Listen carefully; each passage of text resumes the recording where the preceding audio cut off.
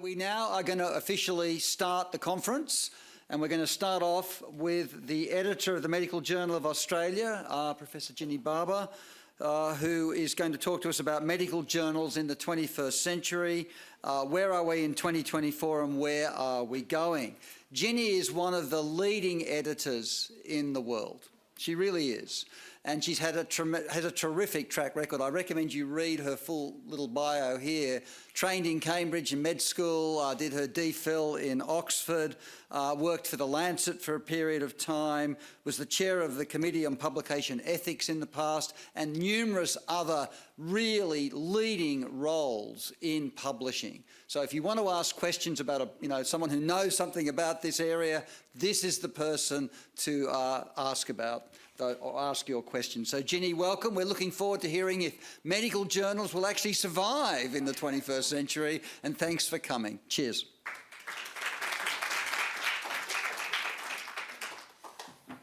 All right, thanks very much. I must say I'm mightily relieved that Francis moved this down, because I was looking earlier and thinking I might just be waving at everybody. Anyway, so I hope you can all see me. And so thank you, Nick, for that introduction. Thank you for the welcome, and thank you for all the work that you've done to get this conference going. Nick, as I hope all of you know, is a previous editor-in-chief of the MJA, and I sort of had a big set of shoes to step into there.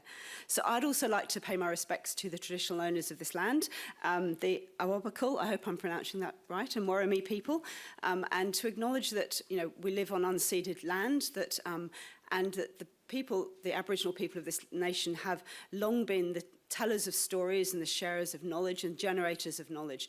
I pay my deep respects to everyone who works in that in this. I come from Brisbane, Meanjin, beautiful Meanjin on the Maiwar River. If you haven't been up there, please come. And the people who, the Turrbal and Yagara people, the custodians of that land, and also have been very influential to me in the way that I've been, as I came to Australia and learnt about the customs and traditions here. So now I realise we're behind time, so I hope I've still got, okay, all right, good. I was worried I was going to be cut off at, all right, perfect. So when I was prepping for this talk, it gave me a chance to reflect on what the future of journals might be. I started at the MJ about 18 months ago, and so I've been thinking quite deeply about what the role of a medical journal is. I hope this is a conversation. I would really love to have a discussion after this about what you think about where journals should be going, but I'm going to illustrate this with a few examples of things that I've been thinking about over the past few months. So I can work this. There we go.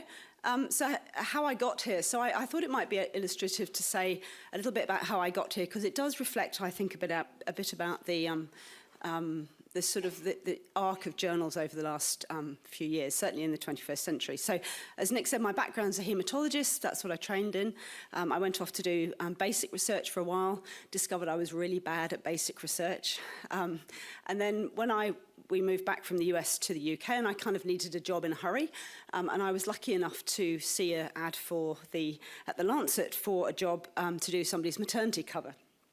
And it was one of those moments when you walk into a job which you haven't really thought about before, and you realise it's actually what you want to do for the rest of your life. And I had that absolute moment when I joined the Lancet. And the thing about the Lancet, of course, is that it's a hugely prestigious journal. It was then, it's even more so now. It's international, it has a very broad reach, it has great convening power. It's also very well funded, and I think has really been important over the past more than its recent years, but over its entire history. I stayed at the Lancet for about 5 years, and then in 2003, I approached PLOS, which was beginning to start in open access publishing.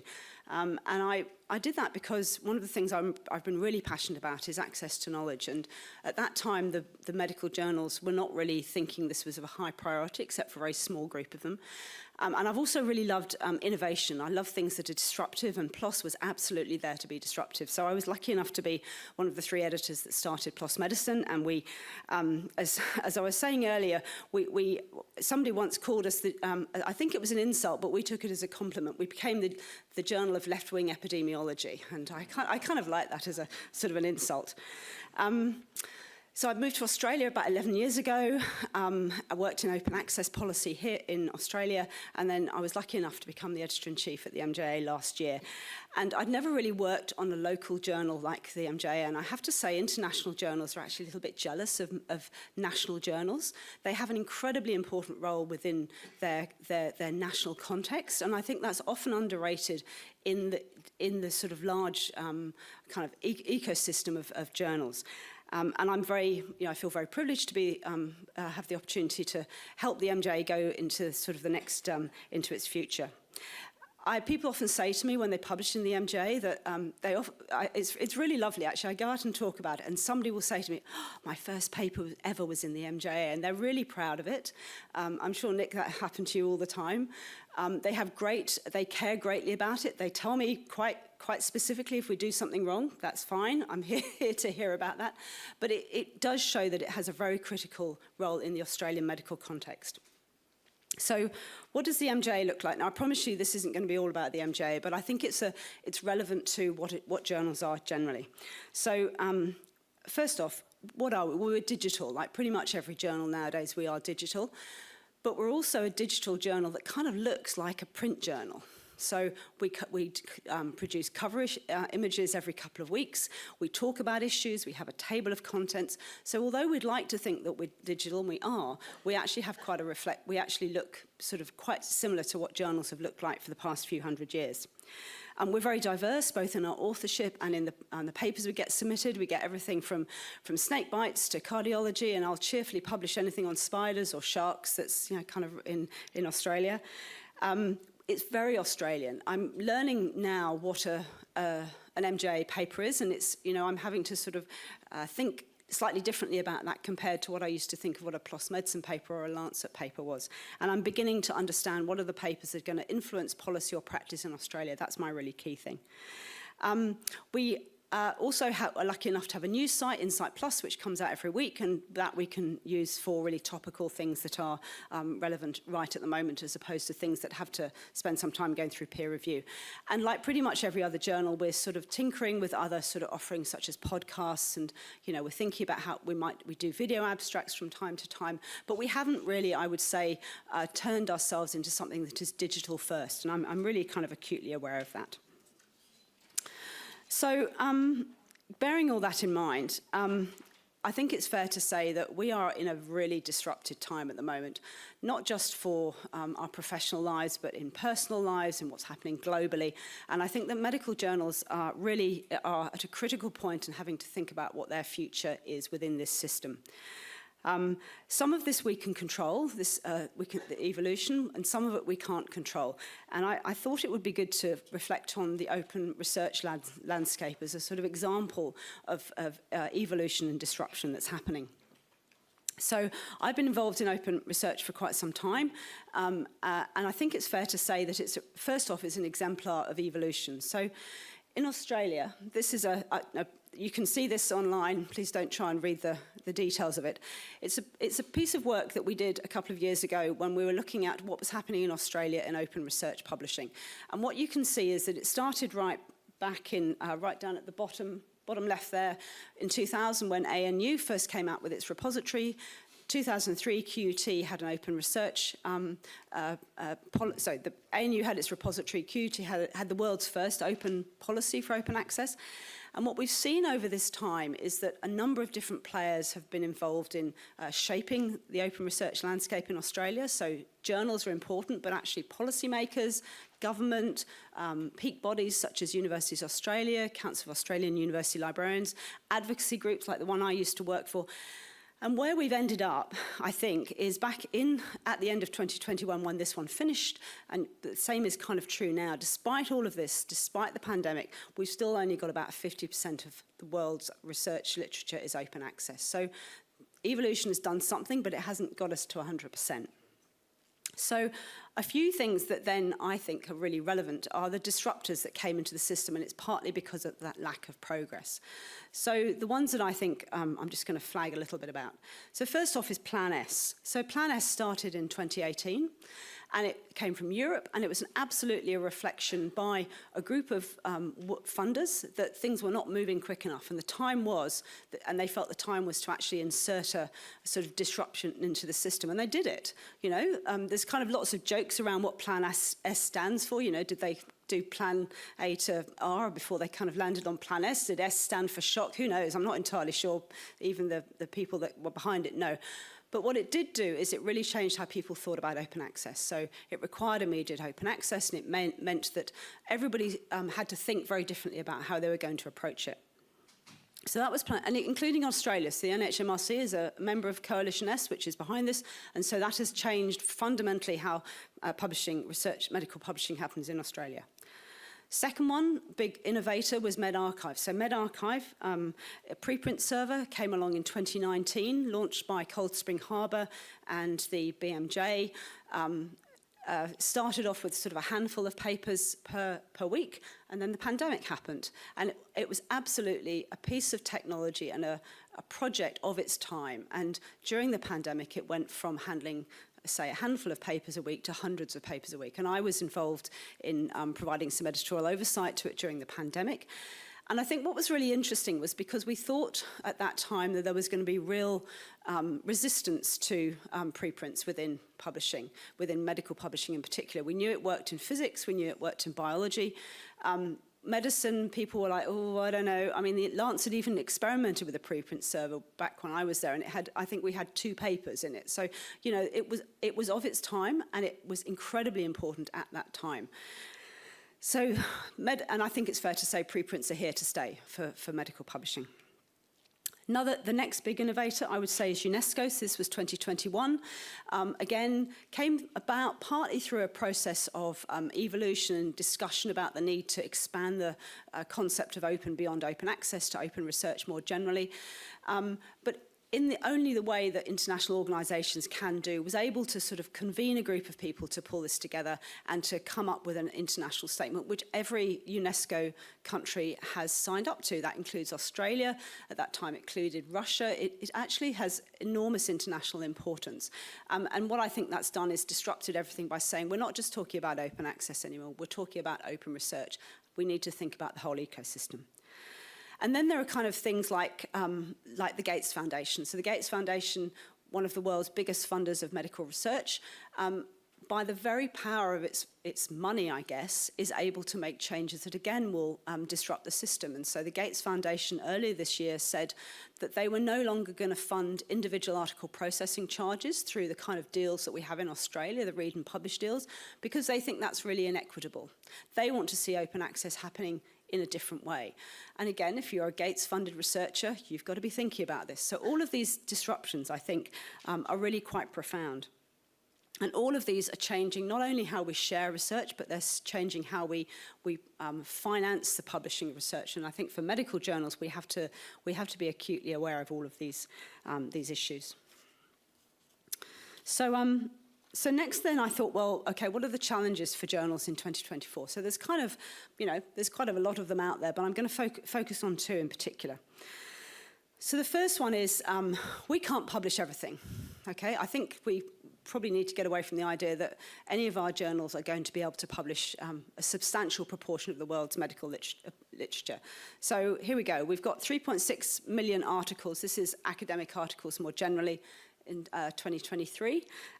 So by my reckoning, for the MJA, we're about 0.007% of that. So nothing that we publish is going to be, the definitive part of a topic, and it's never going to be the entirety of it. So we have to understand that we are a small part of the ecosystem. And that's completely dwarfed when you look at social media accounts. So it's estimated there's more than 5 billion social media accounts. Now, not all of these are medical, but we know that a huge amount of information gets shared amongst these accounts, gets shared privately, gets shared publicly, and we can't control any of that. So we are a very small part of the knowledge ecosystem, and it's really critical for us to think, where do we sit in that? What can we influence and what can't we influence? So that's the first thing. The second thing is that I think that trust in medicine and science and medical research generally is really fragile. So Retraction Watch has been tracking it has had its eye on challenges within the publishing system since about 2010. It started as a project of 2 journalists. It's now become a really important database of not just retractions, but a whole bunch of stuff that's happening within publishing more generally. And sadly, what we're finding is that the problems with research extend to all parts of publishing. So one of their latest projects is this one, which is tracking retracted coronavirus, COVID-19 papers, and they've got more than 400 in there now. So even at a time when research and trust in it was absolutely critical, we're finding that we can't rely on the literature that's there. What's even worse is that these papers, these retracted papers, are being cited. And, you know, they've got a list here of the top 2 cited papers. One's from Nature, the next from Lancet. So just to be clear that it's not just, you know, poor quality journals that retract papers. And what we find with this is that they're not just cited before publication, but they're cited before retraction, they're cited after retraction. So the whole literature is becoming sort of, you could say, polluted potentially by retractions to citation to some of these papers. And then we've got things like this. We've got the issue of paper mills. Nick touched on this at the beginning. You know, there are predatory journals. There are and the converse of that, which is the paper mills that are coming at us from all directions. We know that journals are absolutely being inundated by these papers, and as yet we don't have a systematic way of dealing with them. And so the problem that I think we have is that if we're asking people to think about how do you trust a journal, we actually don't have a very good way of saying it to them. We used, you know, you'll probably be familiar, we had blacklists in the past, but I always was very uncomfortable with them. And I think all we can say to people now is, like, do your diligence. Make sure you've gone through things like this think, check, submit. Have you thought about the journal that you're going to publish in? Do you understand where it's coming from? And I find that really, it's a really sad state of affairs. We can't just rely on reputation individually. We have to be thinking systematically about how, you know, how and where we publish. And if we think that's confusing as editors, can you imagine what it's like for authors, particularly more junior authors? So given all that, in the age of revolution and evolution and disruption, where do medical journals fit in? So I've got four examples that I want to talk about, and then I'll kind of come to where I think we've sort of landed. So the first thing is, I think we need to be the place of record and important narratives. So this is a story from the MJA, but you'll all have stories from your own journals. So Nick will be familiar with this. Back in 2017, the MJA published the first case report in Australia of silicosis due to engineered stone. For those of you who don't know what that is, those are the bench tops you get in kitchens that are kind of made up of this engineered stone. It's an incredibly important occupational disease. It's estimated that 1 in 4 people that work with these bench tops get silicosis. So this is a huge burden of disease, potentially. The MJA published the first case report in Australia. There was then a narrative review that was published the same year about it, occupational lung diseases. In 2022, there was we published a piece on the occupational disease registry that was needed, and sort of reflections on where that should go.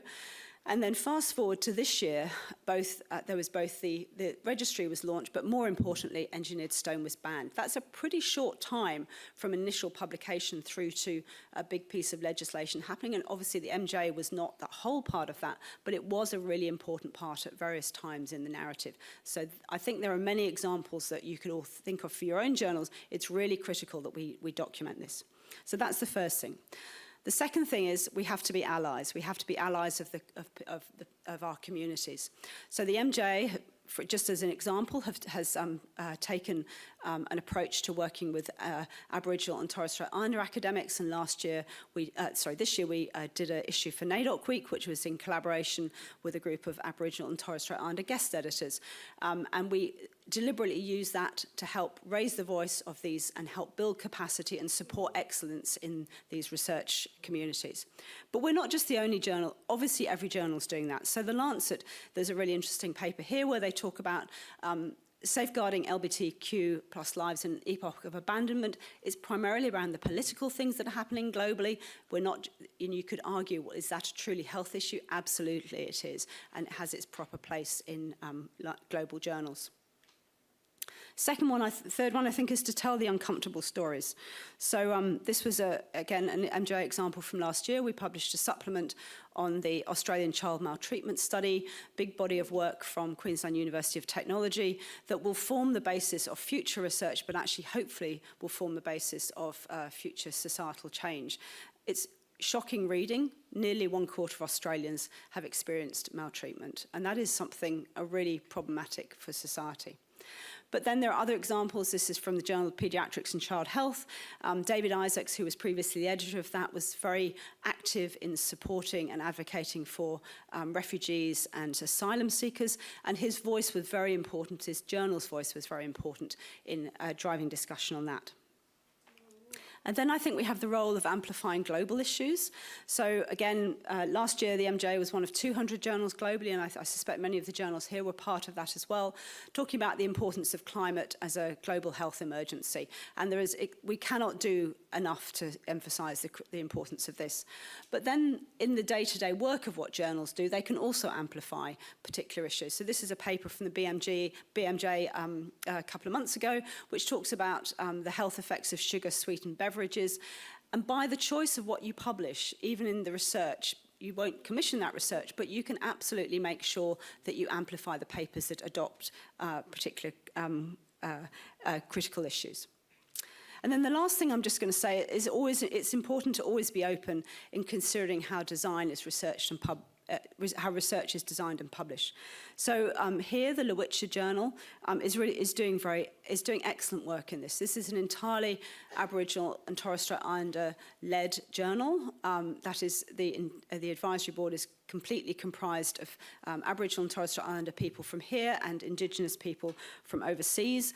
And they have brought into their working for this journal Aboriginal ways of knowing, of being and doing, and they reflect that in the processes for this journal. We've used some of the guidelines from this journal in what we're thinking about at the MJA. And then at the top, there's a piece about the importance of co-design. So this is a slide from a webinar a couple of years ago for Open Access Week by Dr. Delia Gaburi. She talked about her work in the Pacific and the absolute critical importance of including communities in the design of research, but also in the how that research is then ensuring that it's translated back to those communities once it's published. We don't do research in isolation. We do it as part of communities. So we have to make sure that we kind of include that in the way that we work. So I guess my thesis is this, that medical journals we're curators of knowledge. We can't be gatekeepers for everything. We certainly can't publish everything, but we are a critical part of civil society. And I think that we should understand our responsibilities for that. So these are the things I think we should always be doing. We need to be innovating, not just in technology, but we need to be innovating in policies and in our practices. We need to tell the important stories, make sure that they're documented, make sure they're in the literature. We need to be champions for health globally. So what we do at a local level has effects internationally. We must be aware of that, and we need to advocate where we can in our own communities. And then the last one is we need to be allies and advocates for our communities, particularly the ones that don't necessarily get voices in medical journals on a regular basis. And I think my final thing is, and this was something was said to me when I was talking about the MJ to one of our advisory group people a few months ago. What they said to me was, above all, we need to be bold. You know, we're not here to do things the same way we've done them before. We're here to change the system. And so that's what I'll leave you with. Thanks very much.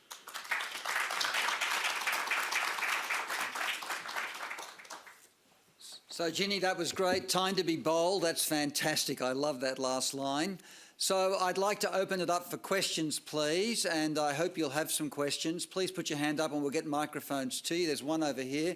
But let me ask you, Ginny, the MJA currently publishes, as it's online, but publishes like it's a standard print journal. I see it every 2 weeks. I look through it, of course, like I'm supposed to, and it's really good, but it's not quite the way I expect it to perhaps be in the future. Where's it going? What are you going to do with it? Yeah, well, we have a project to look at exactly that. So And one of the things that you do when you, of course, you start to unpick, the processes around how we put things online, you begin to understand that there are a whole bunch of things underneath that have led to where we are right now. So I completely agree with you. I'm not sure about what the future of journals with issues is. I think we need to think about, what authors really care about. And again, I hear this all the time, is they want to know their paper's going to be peer-reviewed quickly and it's going to come online quickly. And much as we love designing cover images, not sure the authors look at them too much. So we need to be thinking about that. So yes, I hope, watch this space. I'm just glad you've stopped sending it out with plastic covers. That's all I can say. That's one piece of news that I really like. Questions? Kitchu, please. Professor Nair. Thank you very much. One of the challenges is the turnaround time. So in MJA, I think when Nick was editor-in-chief, tried people submitting the abstract, and then the journal will look at the abstract and get back to the author so that we don't waste any time. So it's not happening now. Why not? Well, we sort of have an informal process for it, but one thing I would just say is that we get 1,500 submissions a year. It's just not practical to track stuff. You're right, part of it is a process thing, but part of it, one of the things that I have done when I came in is we've set targets for how quickly initial decisions should be made, and our median at the moment is 12 days. So we're aiming to be quick. You might have to still go through the system, but I understand that. As people say, the worst thing about being rejected is being rejected slowly. If we can reject you quickly, we'll do that, but we'll try and get it out for peer review quickly. 12 days is good. I hate being rejected anyway, but it happens all the time anyway. Professor Moiedi, Paul Moiedi, over here, please.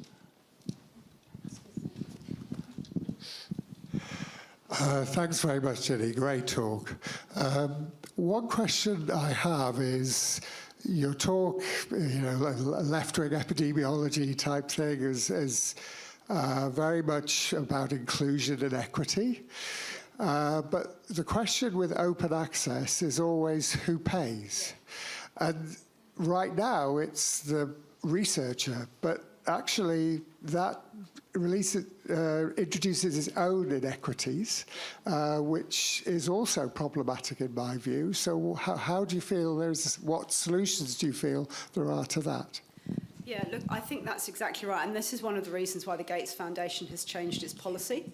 So they absolutely understand that equity. I think it's fair to say that, at the beginning, when PLOS and the other sort of Born OA journals started, we thought that there would be a large uptake of funders to support this. That kind of didn't happen. It fell on the researchers. And then now we've got the system so in Australia, where the Council of Australian University Librarians have these deals with publishers, and it's rare for academics to have to pay themselves. It's paid through library subscriptions, but even then, it's inequitable. If you're sitting out in you're a GP in Tennant Creek, you probably don't have the opportunity for that. I completely agree. It's something that journals need to be thinking about. I think we should be moving towards these diamond open access models where there's sort of collaborative funding for it, but we're not there yet. So yes, I agree with you. And just to comment, personal experience, so they run out of money. They basically have a pool of money for this, and then if you miss that pool of money, which has happened to us here, for example, then you don't get funded by the call and you end up having to pay out of your research funds, or you just don't do it. And it's really a problem. It really is a problem. And to be honest, as a researcher, there's absolutely not $1 put in your research grants for paying for journals, not $1. You're supposed to just take it out of the research funds and pay for the research as well. So it's a real challenge, the current open access modelling. I have a question over here and then over there, please. Steve Ackland, I'm the editor of the Asia Pacific Journal of Clinical Oncology.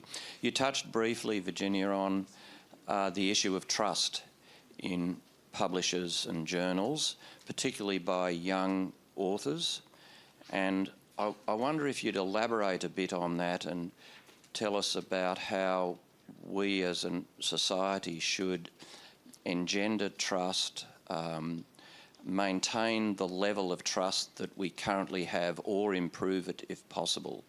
And this is in an era where we have predatory journals, paid for peer review, which I think is absurd. and not worth the candle, and all sorts of other nefarious ways in which people on the fringe of conservative scientific publishing are rorting the system. So, you know, that's a real problem for all of us, everybody in this room, I think. Yeah. And I think there's a lot of things going on right now. I think one of the first things is that we need, as journals, as high quality journals, as reputable journals, it is our job to show that we're reputable. So do we have our processes well documented online? Do people understand who's on our advisory group? Do we make sure that do we have good turnaround, do we publish our peer review times? Do we talk about how we support open research practices? All of that kind of thing is really important at an individual level. The bigger problem is that we have this vast mass of predatory journals that are out there. And to some extent, and there I think the answer lies in education of researchers. So first thing I say to people is that, why would you publish in a journal you've never read or never heard of? Or your colleagues never heard of it, or your supervisor have. There is a degree of common sense that kind of needs to happen here. I don't know if you remember those banking scams we used to get, the emails from princes somewhere else saying, we're going to give you $1 million if you just reply to that email. I often think the emails that come into us from these predatory journals are kind of like that equivalent of it. So we wouldn't get, why would we not apply common sense in that situation? That's why I put up the Think, Check, Submit. It gives you a way of thinking through it.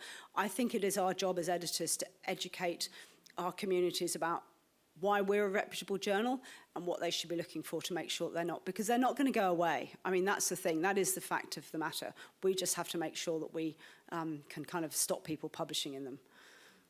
So we're running well to time. We're going to take a few more questions because we have one presenter who will not make it because of illness, so there's no problem for the next presentation. Question here and then a question in front. Thanks. Thank you. Carl from Malaysia here. Just want to, as an editor, one of the problems that we encounter is a slow response from the peer reviewer.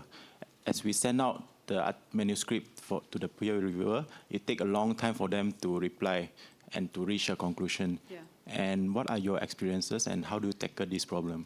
Yeah, so I think at the end, I've been lucky enough to work at journals where we've been able to get peer reviewers to work for us, and I think to do the review for us.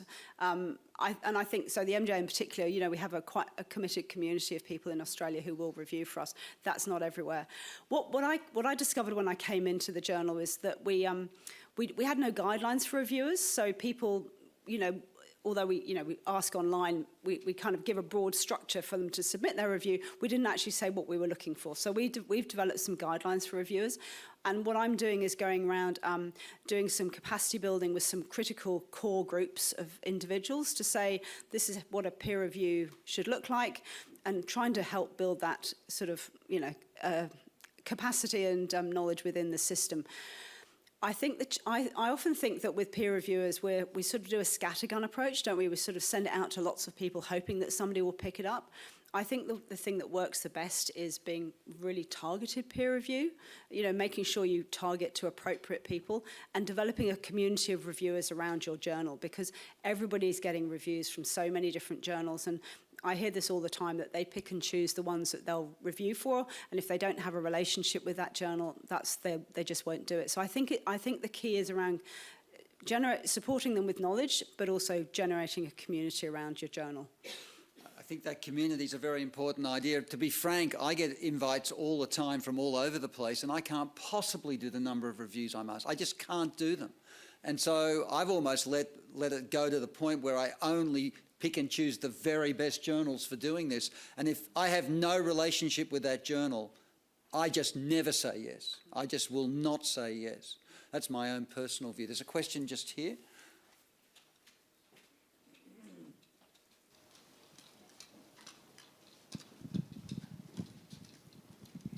Excuse me, would you please? Good morning. Thank you very much for your nice presentation, a smart picture. We already know about all of these things where this year in going 24.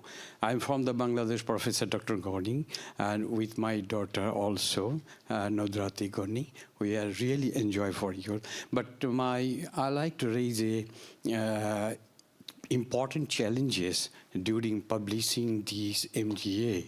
In concerning of the ethical issue, there is a time where the time is consuming, lots of time is taking in concerning the ethical issue. How you could just shortage of this time, that is a great challenge. So we should overcome this challenge. Thank you, Lord. Thanks a lot. So your question is around the managing ethical issues at journals. Yeah. So I think the primary thing to do is acknowledging those challenges, seeing them before you publish them. So, we, again, like many of other journals here, we have a very strict process before publication, so it includes not just peer reviewers, but also a lot of editorial discussion. And so we aim to screen out papers that we think potentially would have ethical issues, and we would not publish them. I think managing issues once they've been brought to your attention, I absolutely agree. It's a huge time sink. It makes my heart, when I see if I see one of these, you know that you're just going to have to put a whole bunch of time aside to deal with it. But I think there's no alternative. If you've published something that somebody has raised an ethical issue about, it's absolutely your duty as a journal editor to investigate it, to respond to it, and if necessary, make some correction or, if necessary, a retraction. I don't think there's any shortcuts for it. I mean, one of the things I do think is that for lots of particularly smaller journals, there's relatively little expertise within that journal. So that's where things like COPE, Committee on Publication Ethics, can really help, because there's a huge body of expertise there that can help think through some of these issues. And COPE's seen pretty much every variety of kind of ethical issue that there is. So that there are resources out there to support editors. There's a question here. Yep, please. Thanks, Jenny, for the very, very exciting presentation. I'm Donald Wilson from Fiji. I have two questions, if you don't mind. We have only 2 medical journals in Fiji, and I think we will keep it at 2 if we don't return to 1, because I think in a low-resource setting like ours, it's even more important to ensure quality over quantity. But also as an academic, we all know that whilst we like to promote the success of our local journals, we still need to ensure that our CVs are reflecting that we're publishing in high-ranked journals. So my question is, would the best plan be to just work hard towards getting the local journal internationally ranked? And if you can share some of your experience with local journals achieving that as a goal. Yeah, that's a great question. And I think that comes to, so I think that Fiji is a great example of a place where it's really important to have a national medical journal, but as you say, has that issue of international recognition. So what I would say is, first off, it's about getting into the relevant indices, making sure the journals in all, it needs to be indexed wherever it is. That's the key thing about visibility. I think open access absolutely helps, because we know that makes papers rise up the rankings when people are searching for them. But one of the other things that I'm very much involved with is around research assessment and the problems with using individual journal metrics like impact factors as markers of quality. We know that they are an incredibly poor marker of quality. They all went up during the pandemic and they've all come down. It doesn't mean the journals are half as good as they were during the pandemic. The paper that drove the Lancet's impact factor of more than 200 was one that was fundamentally flawed. So we need to move away from this idea of journal metrics being the markers of quality. So one of the things that we're doing at the MJA is we've got a project to look at what does impact really mean, and for us that means what's our impact on health and research in Australia. So I would say it's more about curating the things that really matter to your journal and then promoting them and making it relevant in the national context. I'm happy to chat with you more about that. Thank you. Just my last question. What standard resource do you recommend for verification or validation of predatory journals? Well, look, I think that I think blacklists are really problematic because, first off, there's so many of these journals coming in all the time. You know, a list that's up to date today will be out of date tomorrow. I think the key thing is looking at sites like Think, Check, Submit, coming up with checklists so that researchers can really understand what are the markers of quality in a journal and getting them to engage with the process. So not just sort of, is this journal good or bad? Understanding what are the characteristics of high-quality journals. So, Ginny, I think that'll do. Thank you very, very much. We'll have more opportunities to hear from Ginny in the very near future at the panel discussions, and thank you for an excellent plenary starting talk. It was just fantastic.